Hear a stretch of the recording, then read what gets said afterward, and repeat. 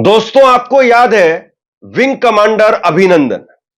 Wing commander अभिनंदन को भारत की तरफ से पाकिस्तान पर जब एयर स्ट्राइक की गई, उसके बाद में अगले दिन जब उनका विमान क्रैश हुआ, वो पाकिस्तान में लैंड कर गए पैराशूट के सहारे, तो पाकिस्तानी आर्मी ने, पाकिस्तानी सेना ने उनको गिरफ्तार कर लिया था। और उस वक्त में एक नैरेटिव बनाया गया कि अगर विंग कमांडर अभिनंदन को नहीं छोड़ा गया तो मोदी हमला कर देगा। रात 9 बजे तक अगर नहीं छोड़ा गया तो मोदी हमला कर देगा। यह भी नैरेटिव बनाया गया कि पाकिस्तानी आर्मी के पैर थर थर कांप रहे थे। पाकिस्तानी आर्मी के सेना अध्यक्ष, विदेश मंत्री, रक्षा मंत्री सब थर थर कांप रहे थे। और बाद में ये सारी बातें पाकिस्तान के सदन में भी हुई। लेकिन आज जब पहलगाम हुआ है, वो उस वक्त में पुलवामा हुआ था, 40 हमारे जवान शहीद हुए थे। और आज जब पहलगाम हुआ है, जब 27 पर्यटकों की जान चली गई है, आतंकवादियों ने ली है, सिविलियन की जान ली है, और उसके साथ साथ एक और घटना हुई है। फिरोजपुर बॉर्डर पर एक बीएसएफ के जवान को पकड़ लिया गया है और उस जवान की कोई खास बड़ी गलती नहीं थी। बीएसएफ के जवान को पकड़ लिया गया है और 48 घंटे से भी ज्यादा का वक्त हो गया है।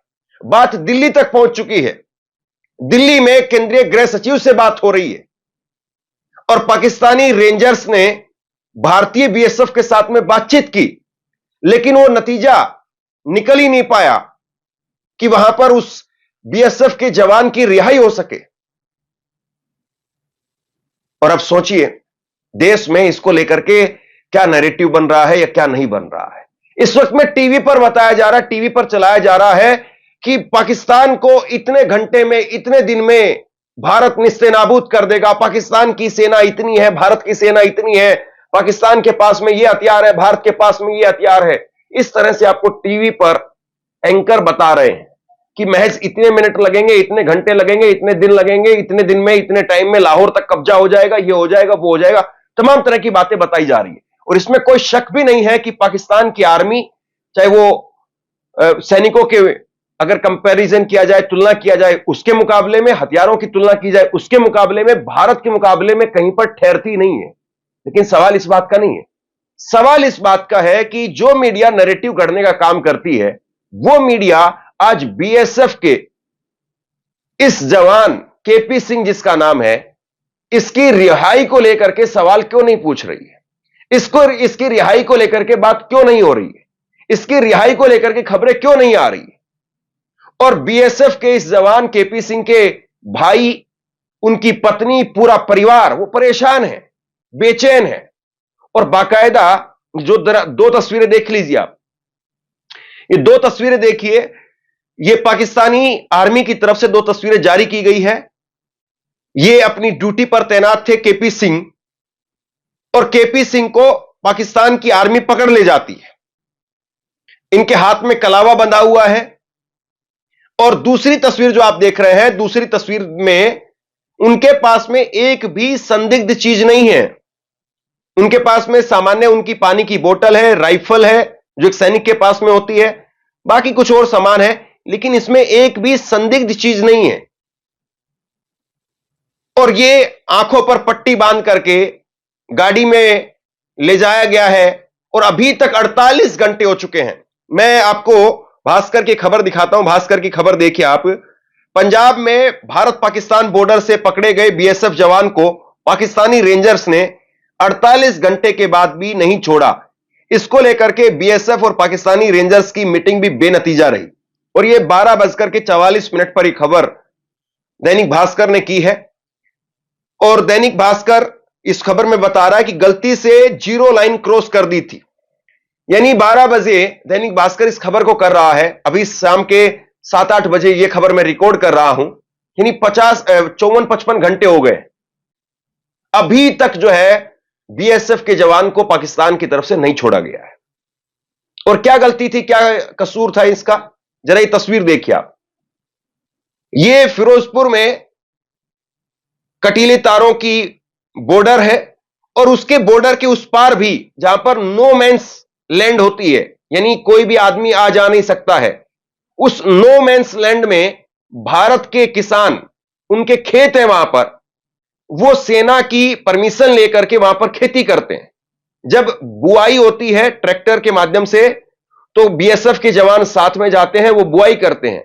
और अभी वहां पर गेहूं की फसल की कटाई चल रही है। गेहूं की फसल की कटाई के समय पर भी बीएसएफ के जवान वहीं पर थे। और जो ये जवान था, ये बिल्कुल वहां पर नया नया तैनात हुआ था। इसको पता नहीं था कि कहां तक का इलाका भारत का है, कहां तक का इलाका वो पाकिस्तान का है। और ये कटीले तार पार करके वहां पर खेतों में पहरा दे रहा था, सिक्योरिटी देने का काम कर रहा था भारतीय किसानों को। और वहीं पर एक पेड़ के किनारे जाकर के खड़ा हो गया छायाओं में, और वहीं पर पाकिस्तान ने इसको पकड़ लिया। वो पेड़ दरअसल पाकिस्तान की हद में आता था।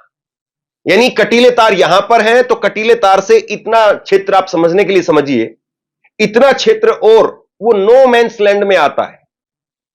मतलब वो सेना, वो जो जमीन है वो भारत की है, लेकिन इस जमीन में आवाजाही नहीं हो सकती है। आवाजाही सिर्फ कटीले तारों के इस तरफ हो सकती है, कटीले तारों के उस तरफ नहीं। और ऐसे ही पाकिस्तान की जो कटीली तार लगी होंगी, उसके कुछ दूर इधर तक नो मैंस लैंड है, और इसी का फायदा उठाया। सिर्फ इतनी सी बात थी। और देखिए जरा एक खबर मैं आपको और दिखा रहा हूं, न्यूज 18 की खबर है 3:56 की। बीएसएफ जवान के पाक की ओर से पकड़े जाने के मामले में बीएसएफ के डीजी की केंद्रीय सचिव से मुलाकात हुई। यानी दिल्ली के अंदर गृह मंत्रालय में अब इस बात को लेकर के चर्चा हो रही है कि किस तरीके से बीएसएफ के जवान को छुड़वाया जाए। जबकि मैं आपको बता दूं कि बहुत साधारण सा प्रोसेस है। अगर किसी भी बीएसएफ जवान को वहां से ऐसे पकड़ा जाता है, चाहे वो पाकिस्तानी हो चाहे वो भारतीय हो, अगर कोई गलती से आ जाता है जिसकी मंशा गलत नहीं है, कोई गलत सोच के साथ में उसने एंट्री नहीं की है, या उसके पास में कोई संदिग्ध चीज नहीं मिली है, तो उसको वापसी लौटा दिया जाता है। एक तसल्ली की जाती है, एक फ्लैग मीटिंग होती है दोनों तरफ से, और उसमें दोनों तरफ के अधिकारी बैठते हैं, रिकॉर्ड चेक होते हैं बाकायदा कि कौन सा अधिकारी किस रैंक पर तैनात है, किस जगह से है, वो यहीं का है भी या नहीं है, या कितने दिनों से है, सब चीजें एक बार तसल्ली की जाती है, उसके बाद छोड़ दिया जाता है। यहां पर एक बीएसएफ का जवान नहीं छूट रहा है। और क्या कह रहे हैं इसके परिवार के लोग, जरा देखिए। परिवार के लोग गुस्से में हैं। पंजाब में भारत पाकिस्तान बॉर्डर से पकड़े गए बीएसएफ जवान को पाकिस्तानी रेंजर्स ने 48 घंटे के बाद भी नहीं छोड़ा है। जवान को छुड़वाने के लिए बीएसएफ के director general Daljeet Singh Chaudhary DG ने इसे लेकर के केंद्रीय गृह सचिव गोविंद मोहन से बात की है। इससे पहले बीएसएफ और पाकिस्तानी रेंजर्स की मीटिंग बेनतीजा रही। पहलगाम आतंकी हमले के बाद दोनों देशों में तनाव है। पाकिस्तानी रेंजर्स के इस रवैये को इसी से जोड़ करके देखा जा रहा है। अब जरा देखिए उसके परिवार के लोग क्या कह रहे हैं। मीडिया से बातचीत करते हुए बीएसएफ के जवान पीके साहू के भाई श्याम सुंदर साहू ने केंद्र सरकार और बीएसएफ के अधिकारियों से तुरंत हस्तक्षेप करने का आग्रह किया। उन्होंने कहा कि हम चाहते हैं कि सरकार उनकी सुरक्षित और तत्काल वापसी सुनिश्चित करे। पूरा परिवार बेहद चिंतित। पत्नी कह रही है रजनी साहू कि मैंने उनसे आखिरी बार मंगलवार रात को बात की थी, मैं बस यही चाहती हूं कि वो जल्दी घर लौट आए। बता दें कि बुधवार को साहू गलती से फिरोजपुर में भारत पाक बॉर्डर की जीरो लाइन क्रॉस करके गए थे, जिसके बाद में पाकिस्तानी रेंजर्स ने उन्हें पकड़ लिया, उनके हथियार छीन लिए और फिर आंख पर पट्टी बांध करके कैद करके फोटो जारी कर दी। तो ये हो रहा है साहब, इस तरीके से काम हो रहा है। और विंग कमांडर के समय पर क्या कुछ माहौल बनाया गया था? क्या विंग कमांडर और बीएसएफ जवान जवान में अंतर है? बिल्कुल नहीं है। वो भी जवान, ये भी जवान। अफसर और जवान की अंतर वाली बात नहीं होती। जवान का मतलब जवान है। लेकिन अब यहां पर बात नहीं हो रही है, मीडिया में इसको लेकर के चर्चा नहीं हो रही। और जैसे ही बीएसएफ के जवान को लेकर के क्लियरेंस मिलने लगेगा कि बीएसएफ के जवान को छोड़ा जा रहा है, तुरंत टीवी पर ब्रेकिंग न्यूज आने लगेगी, टीवी पर खबरें चलने लगेगी कि मोदी के डर से थर-थर कांपा पाकिस्तान। और अभी इस बात को लेकर के जवाब नहीं है कि क्या होगा क्या नहीं होगा, क्या बातचीत सकारात्मक रही है, हो सकता है कि कल छोड़ दिया जाए, आज रात को छोड़ दिया जाए या परसों छोड़ दिया जाए, इसको लेकर के डिटेल नहीं है हमारे पास में। तो बताइए कल को अगर युद्ध हो जाता है तो क्या होगा? बहुत बड़ा सवाल है। एक यहां पर सैनिक की, एक जवान की बात है। युद्ध में तो बहुत कुछ होता है। अब जरा मैं आपको 5 साल पीछे लेकर के चलता हूं। क्या हुआ था उस वक्त में जब विंग कमांडर को पकड़ लिया गया था। यह भास्कर की खबर है, 29 अगस्त 2020 की खबर। अभिनंदन पर नया खुलासा, पाकिस्तानी आर्मी चीफ कांप रहे थे, उनके विदेश मंत्री डरे हुए थे। पूर्व इंडियन एयरफोर्स चीफ बोले, हम तैयार थे। पाकिस्तान ऐसा इसलिए कर रहा था क्योंकि हमारी सेना आक्रामक थी। हम पाकिस्तान के फॉरवर्ड पोस्ट का सफाया करने को तैयार थे, वो हमारी क्षमताओं को जानते थे। ये air chief marshal retired BS Dhanoa का बयान। और देखिए जरा पूरी खबर देखिए।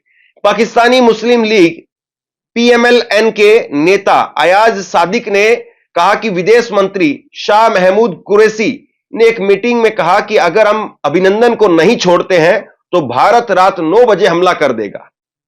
मीटिंग में आर्मी चीफ के पैर कांप रहे थे। सादिक ने विपक्षी नेताओं को बताया कि इस मुद्दे को लेकर के कुरैशी ने पीपीपी, पीएमएलएन और सेना के प्रमुख जनरल कमर जावेद बाजवा समेत दूसरे नेताओं के साथ बैठक की। मुझे याद है कि मीटिंग के दौरान आर्मी चीफ बाजवा कमरे में आए। उस समय उनके पैर कांप रहे थे और वो पसीना पसीना थे। सादिक के मुताबिक मीटिंग में शामिल होने से इमरान खान ने साफ इनकार कर दिया था। विदेश मंत्री ने मीटिंग में आर्मी चीफ से कहा कि अल्लाह के वास्ते अभिनंदन को जाने दो, नहीं तो भारत हमला कर देगा। इस तरह से जो है माहौल तैयार किया गया था। और जबकि बड़ा अंतर है, अभिनंदन को जब पकड़ा गया था उस वक्त में और आज के माहौल में बड़ा अंतर है। आज भारत पर हमला हुआ है, भारत के 27 लोग मारे गए हैं, और फिर भी पाकिस्तान वो एक बीएसएफ के जवान को नहीं छोड़ रहा है। उस वक्त में भारत ने हमला किया था, भारत ने एयर स्ट्राइक की थी, सर्जिकल स्ट्राइक की थी, और उस सर्जिकल स्ट्राइक में पाकिस्तान के अंदर छुपे हुए आतंकियों को निस्तेनाबूद कर दिया था। माहौल तनावपूर्ण था, पाकिस्तान पूरी तरह से बैकफुट पर था और विंग कमांडर को पकड़ा गया था। कैसे पकड़ा गया था वो हिस्ट्री भी जरा देखिए आप।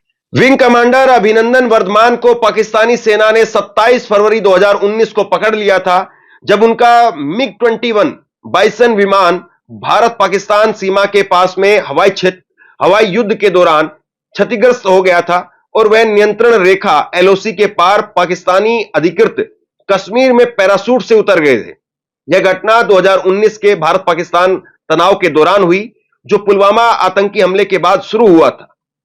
पुलवामा में हमले के जवाब में भारत ने 26 फरवरी 2019 को बालाकोट में जैसे मोहम्मद के आतंकी ठिकानों पर हवाई हमला किया था। इसके अगले दिन पाकिस्तान वायुसेना ने भारतीय हवाई क्षेत्र में घुसपैठ की कोशिश की, जिसे भारतीय वायुसेना ने नाकाम कर दिया। इस हवाई झड़प में अभिनंदन ने पाकिस्तान के एक F-16 विमान को मार गिराया, लेकिन उनका विमान भी क्षतिग्रस्त हो गया, जिसके बाद में पाकिस्तानी क्षेत्र में उतरे और उन्हें पकड़ लिया गया। पाकिस्तान ने उन्हें 2 दिन बाद 1 मार्च 2019 को राजनयिक दबाव और अंतर्राष्ट्रीय मध्यस्थता के बाद में रिहा कर दिया था। तो यह पूरी उस वक्त की हिस्ट्री है। तो यानी एक तरीके से देखें तो बीएसएफ का जवान गलती से गया और पाकिस्तान ने या पाकिस्तान के द्वारा समर्थित आतंकियों ने भारत पर हमला किया, उसके बाद की घटना है।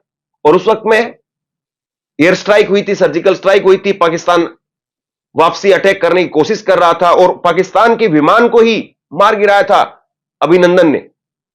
और उसके बावजूद जब विंग कमांडर अभिनंदन को छोड़ दिया गया था, यहां पर बीएसएफ जवान पर बात क्यों नहीं हो रही? उसके परिवार के लोग चिंतित हैं। बताइए कि इस पर बात होनी चाहिए कि नहीं होनी चाहिए।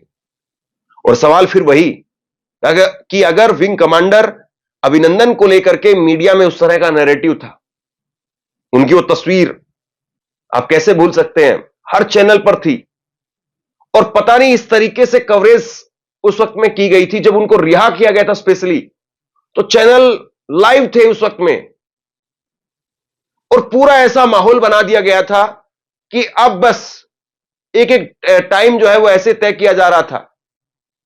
तो अब क्यों इतना सन्नाटा है भाई? अब कोई सवाल क्यों नहीं पूछ रहा है? अब मोदी जी या उनके नेता क्यों आकर के सामने सफाई नहीं दे रहे हैं, बता नहीं रहे हैं? तो सवाल बहुत बड़ा है। आज राहुल गांधी ने अनंतनाग में घायलों से मुलाकात की और अनंतनाग में घायलों से मुलाकात करने के बाद राहुल गांधी क्या कह रहे हैं, सुनिए। It's been a terrible tragedy, and I came here to get a sense of what is going on and to help. The entire people of Jammu and Kashmir have condemned this terrible action, and they have fully supported the nation at this time. I met one of the people who was injured. I, of course, couldn't meet other family members and other people because the injured people have gone back. My love and affection to everybody who has lost family members. And I want everybody to know that the whole nation is standing together as one. We had a meeting yesterday with the government, and the united opposition condemned this action and said that we are there to support whatever action the government wants to take. The idea behind what has happened is to divide society, is to make brother fight brother. And it is very important that every single Indian stands united, stands together, so that we can defeat what the terrorists were trying to do.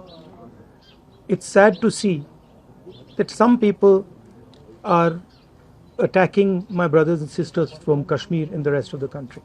And I think it's very important that all of us stand together, stand united, and fight this nasty action that has been taken and defeat terrorism once and for all. Thank you very much. I came here, I mentioned that I met one of the people who was injured. I also met Chief Minister and LG, and they briefed me about what had happened, and I assured both of them that myself and our party is going to support fully. Thank you very much. इसमें कोई शक नहीं है कि पाकिस्तान ने बहुत नापाक हरकत की है। भारत को मुंहतोड़ जवाब देना चाहिए। भारत अपने स्तर पर मुंहतोड़ जवाब देने की पूरी भरसक कोशिश कर रहा है और हम ये मान करके चलते हैं, इसमें बिना किसी शक के। भारत की सेना वो बहुत मजबूत है, बहुत सक्षम है, लेकिन सवाल इस बात का है कि जो चीजें डिप्लोमेटिक लेवल पर होनी चाहिए थी, उन पर बात क्यों नहीं हो रही है? क्या आप बीएसएफ के जवान के लिए भी कोई इससे भी बड़ी कार्रवाई करनी पड़ेगी? सवाल इस बात का है।